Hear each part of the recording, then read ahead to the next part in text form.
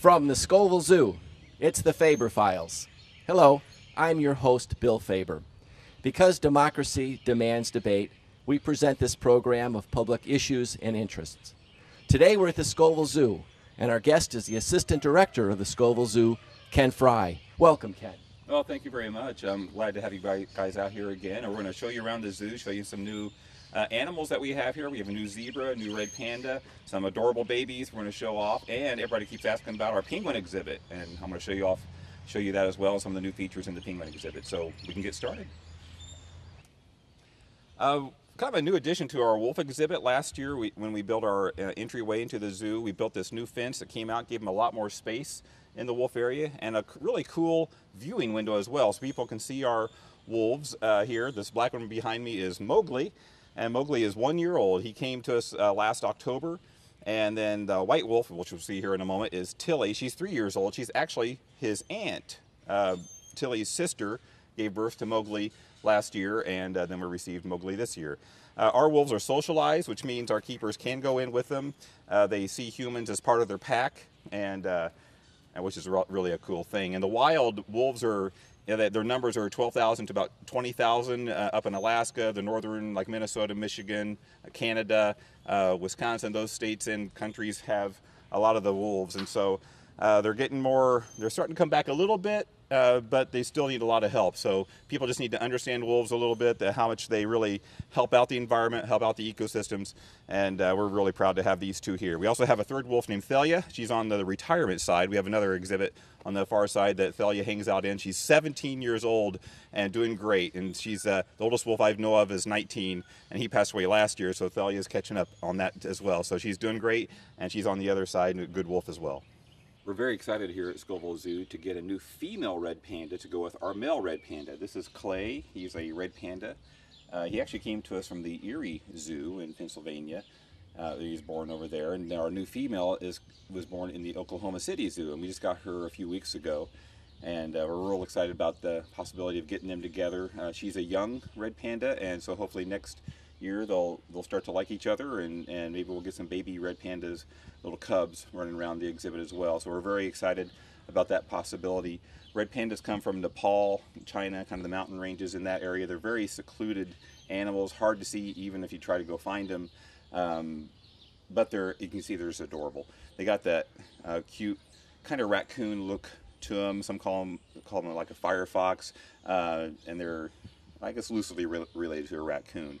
But they're kind of solitary animals. They are endangered, even because they're losing a lot of their habitat, and it's not so much the greenery that they're losing, but it's the corridors to get from this area to that area, you know. So they're kind of losing some of that extended forest moving areas. And so red pandas are the first panda, and when they first saw these animals and they saw them eating bamboo, panda means bamboo eater, and these were discovered before those big cuddly black and white bear looking things, also called pandas. And so these were the original pandas, and when they discovered these other bamboo eating animals, they called them pandas as well. And so our keepers are pretty serious about letting people know this was the original panda. And so, but you can see he's really cute. We're very excited about the possibility of getting them together, and hopefully that'll all go well in a few weeks.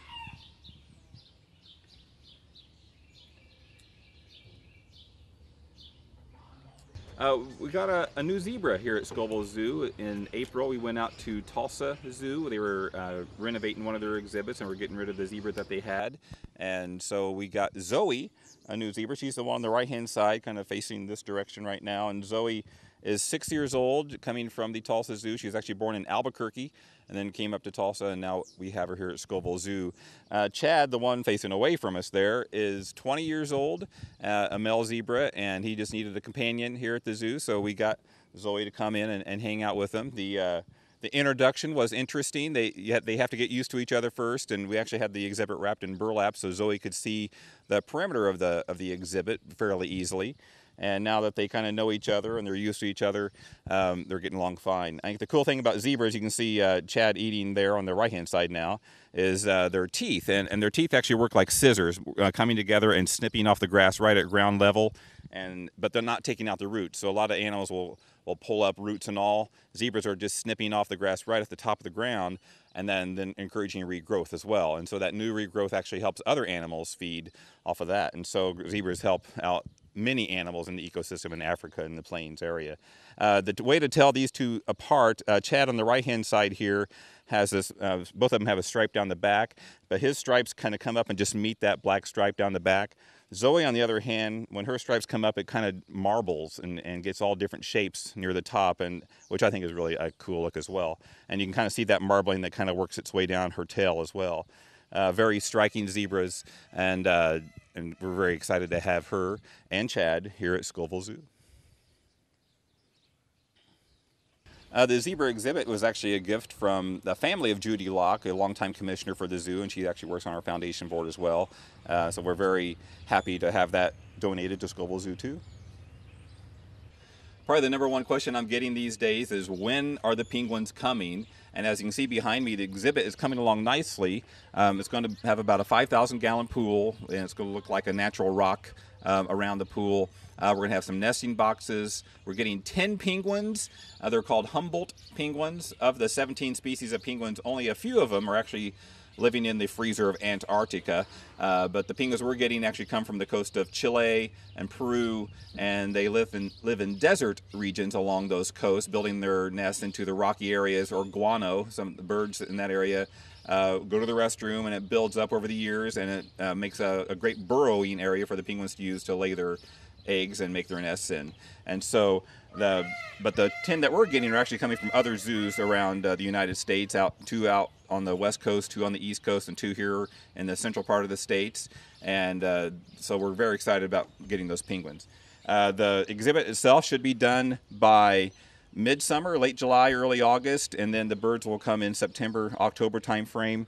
If you can see the L-shaped thing down there, that's going to be part of the viewing window, and people will be able to stand there and see the penguins swimming underwater. They'll also be able to see above water there as well, in case the penguins aren't swimming. There's a little circle area there that's called a pop-up dome, and kids and adults, adventuresome adults, will be able to crawl into that area, pop up, stand up or get on their knees, and have an acrylic dome over their heads, and hopefully the penguins will be within a foot or 2 foot from their face at that point. And it should be a great experience for the kids. The only trouble we see is the long line that may develop, because everybody will want to do it. It's really a cool feature. Then people will walk around to this side of the exhibit, walk in and kind of look down over the top of the whole thing, and so a third viewing option for people to see. The building itself has an indoor pool, a quarantine area with its own pool, and then a big area for the life support system, the pumps, the filters, the chillers, the ozone, all that good stuff, and which makes the water clean and healthy for the penguins to use. The Humboldt penguins are used to swimming in chilly waters, 58 to 60 degrees, and that's what we're shooting to have our pool at throughout the summer and winter times. And so if they want to come out and swim, that's fine. And the type of penguins we're getting, they should be able to stand the Illinois heat because they come from a desert area, but as long as we keep our water cool, that's okay. In the wintertime, if it gets too cold, we'll actually keep them inside. So there is a lower threshold to the temperatures they can stand, not like the Antarctic penguins that stand those really cold temperatures. So very excited about it, and everybody that has asked me about that question, please come out and see them later this year. Well, we're down here in the petting zoo of Scovill Zoo. I'm here with Natalie. She's my helper today. And there's a lot of babies going around here. We have 12 baby goats. All of them are like this one. We have African dwarf goats, so they're kind of on the smaller side. They love to be fed by people when they come in the zoo, and the babies are a lot of fun to watch too. They get playing with each other and hopping up on these logs and running around the petting area, and they're just a lot of fun to watch. Natalie's holding a guinea hog baby. It's about 2 weeks old, and the mother here weighs about 200 pounds. When they're born, they're less than a pound in size, and so they have a lot of growing to do, and they're just really cute animals. I'm going to set this goat down here. She's getting moving around here. So the goats are fun to watch. We have some baby chicks in the window behind us. The guinea hog babies will stay here throughout the summer, and we already have some people are asking about if we sell the animals at the end of the year, and we do, to good homes. And so we're looking at this. Guinea hog is getting some calls already. So guinea hogs were actually bred. They're very easygoing pigs. They were actually bred for their lard. Back in the colonial times, the farmers would have them in the just around their farm area, and the pigs would just wander the forest and eat their meals, and then come back in, and then when they were needed, they would be butchered for their lard content, and so they're not as a valuable market for lard these days. So a lot of people aren't using guinea hog products anymore, but they are a really cute pig, aren't they, Natalie? Yes. See, a confirmation that they are. And I just want to see if the pig has anything to say. He's sleeping. So Natalie's just she has that touch. She's already put the pig to sleep. So coming down to the Scovill Zoo and check out our goats. We actually have a cow here that's a little calf that's the product of a Zebu bull and a Angus mother, and the calf is 8 months old, but she's actually pretty big for an 8-month-old, and she looks like a normal sized cow now. So, but she's still a youngster at heart. So come down to the Scovill Zoo farm and check out the animals. Whenever you're ready. So this is Sasha, and then that's Seymour too. Grabby Sasha. She took your whole bundle, didn't she?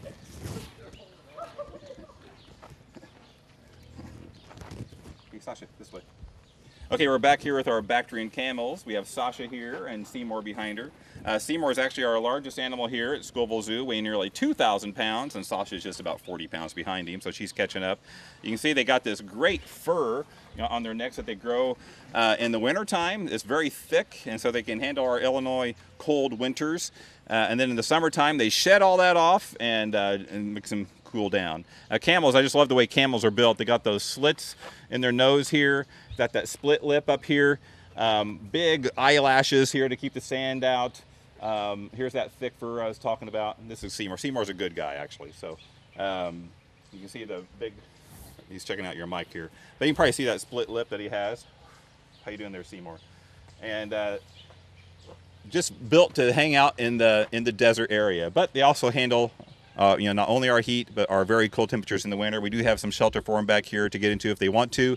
But most of the times, they'll be right out here in all the elements all year round. So the camels are doing good. Seymour, we actually sent to the U of I this spring. He is, as the camels get older and they're so heavy, 2,000 pounds, a little arthritis develops in the joint, and the U of I was working with us this year to try some new things on Seymour, including acupuncture.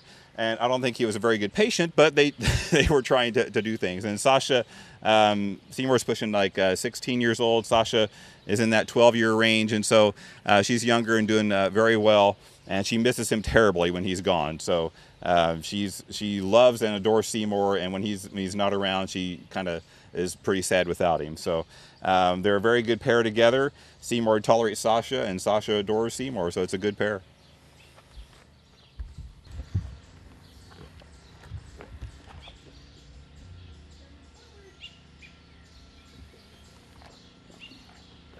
Fuzzy thing was good to eat. They just have teeth. Oh, I almost gonna sneeze here. Teeth on the bottom side of their mouth and very hard roof palate. And then when they chew, they're just grinding with their bottom teeth over the top of their mouth. They eat bark and wolf throwing sticks and limbs, and they just strip it of the bark and eat bark and the leaves, and everything around here is chewed up too. And but it's just amazing what they can digest. And like a cow, you bring up a cud, you bring up the hay to reach you and get all the nutrients out as possible. Camels do that as well. They'll kind of bring it back up and chew it again and get it ready to digest. Two of my favorite animals here at Scovill Zoo are the cheetahs. We have two male cheetahs, Jafari and Renako. They are 11 years old, and they've actually been at Scovill Zoo for about 10 years. Cheetahs are the fastest land mammal, running up at speeds of 65 to 70 miles an hour to catch their prey. They're really good on a short sprint. So, I mean, some of the antelope in Africa can run 65 miles an hour. So if you're running 70 miles an hour, you really have to be pretty close to them when you start to catch them within 30 seconds to a minute. So if they don't get them within that time frame, then they stop, they recharge, and they wait for the next opportunity to catch their prey. Cheetahs like to hunt during the day. to see their animals and see the prey, and you kind of see the cheetahs too when they're looking for their meals, which is also kind of part of their downfall too. So if a farmer loses a goat or a sheep at night, and then the next day he goes out and looks and there's a cheetah walking across this field, he thinks the cheetah did it, and that's a lot of cheetahs are being shot for that reason. A cool thing that our keepers here at Scoville Zoo are doing is getting Anatolian guard dogs, and the dogs are they protect the herds, and not only from cheetahs but from lions and jackals and leopards, and probably the animals that killed that sheep or goat the night before. And so by protecting the herd, it allows the farmers not having to shoot the cheetah that's walking across their field, and they can live together a little more symbiotically. And then cheetahs then will, and the other animals will have to hunt the animals that they're supposed to be hunting, you know, the antelope and the deer and those critters in the African plains. And so cheetahs are just built for speed. Their claws, unlike your house cats or even lions, don't retract. The claws stay out all the time. It's kind of like wearing a pair of track shoes all the time, just ready to run at a moment's notice. They do have a claw up here on their hand called a dew claw that is sharp, and so when they do catch an animal, that claw kind of sinks in, and then they can hold on to it, because the track shoe claws that they have get kind of dull just from being out all the time. They have small heads, kind of long, lean bodies, a very flexible spine to really stretch out when they run. If you look down at our fence and count 3 posts away from the time that he lays 1 foot down to the time the cheetah lays that next foot down again, it's about 30 feet. So if you count 3 posts, you can see how long of a stride that they had, and it's pretty impressive. So humans can long jump 28 feet. That's the longest we've done, and that's what a cheetah does in its normal running stride. And so it's kind of an amazing little fact there for you. The boys here, they get a meat diet here at the zoo, and they also like to eat rabbits and anything else that might come into their exhibit area. One winter, after the snow had melted out, the keepers came in and were cleaning up, and they counted 13 squirrel tails. So I guess they like everything but the tail. So they still like to hunt, even in our exhibit here.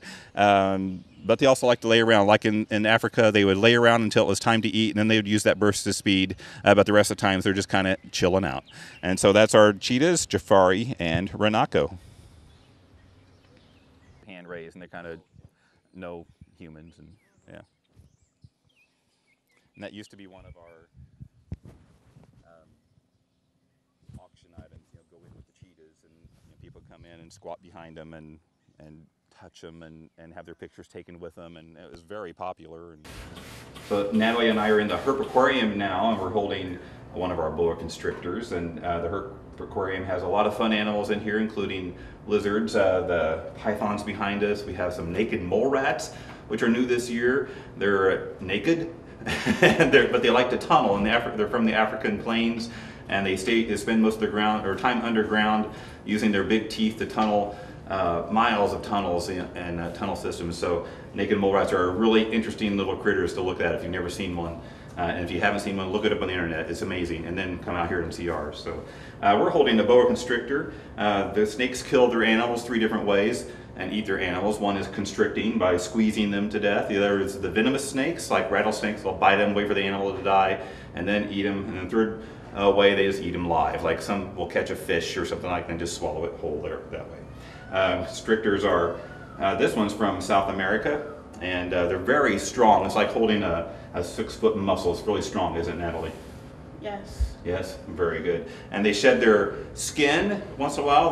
They get a secretion that comes between this layer of skin and the layer of skin below, and then once that they get that outer layer kind of away from the inner layer, then that is absorbed into the inner layer, which allows that outer layer to dry out. And then they take their mouth and kind of rub against a rock or a stick or something, and then that old skin just peels off, like pulling off a stocking, at home. So we'll find these skins are inside out usually, and you can still see the scale that goes where the eye is supposed to go, and it's really a fascinating thing that the snakes do 3 or 4 times a year. Even our big snakes back here, the pythons, will do that as well. The big girl there is about 15 feet long, weighs about 100 pounds, and she's a Burmese python. The other one is also a Burmese python, the yellow one. He's about 10 feet long. He's just missing the brown, that dark brown pigment, so he's not albino. He's just missing that one pigment, which gives him that yellow color. The big one here also has that yellow color in her scales, but it's just mixed in with the brown, so you don't see it as prominently as you do on the yellow one there. So that's a little bit about the animals in the Herp Aquarium. Some people avoid this place. I don't think you should. You should come in and check out these critters and see what they offer to society.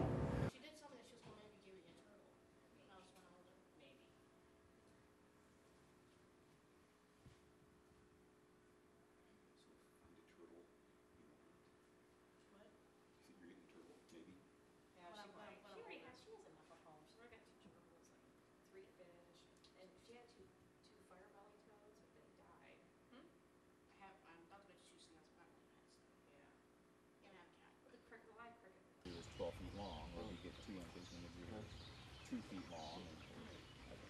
I've never heard that one. I'll have to go look that one up. It seems to kind of hold sort of true. I mean, if there's between the snout and the eyes of the smaller one there, it could be 7 or 8 inches, and she's 7 or 8 feet long. Well, maybe. Seems like a good rule of thumb. Good rule of thumb. Yeah. You can see the nose. You can't find the eyes within 10 inches. Get it. Look at that one laying down back there. It's chilling. It's hot even for the gator. Yeah.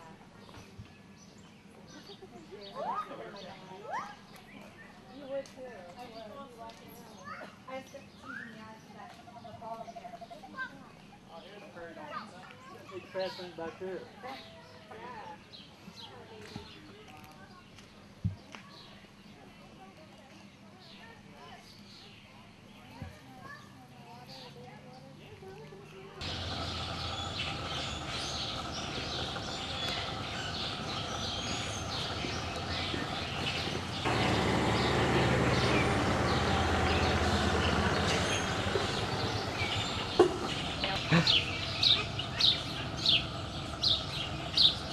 Are you hoping we have food?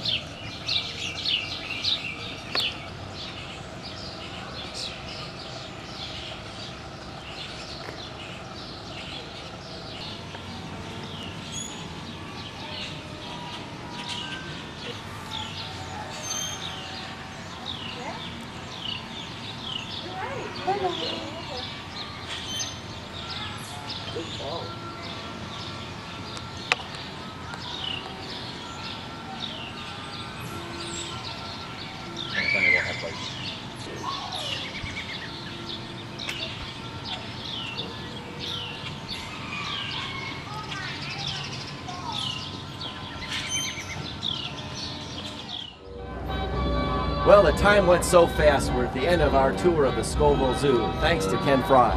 Well, and thanks for having me on today. I just want to mention our carousel turns 10 years old this year, and we're excited about that. So August 31st, we'll be giving $1 rides on the carousel, which is what it cost the first time. 10 years ago. So come out and see us, and we appreciate you coming today. Thanks for watching, and we'll see you at the zoo.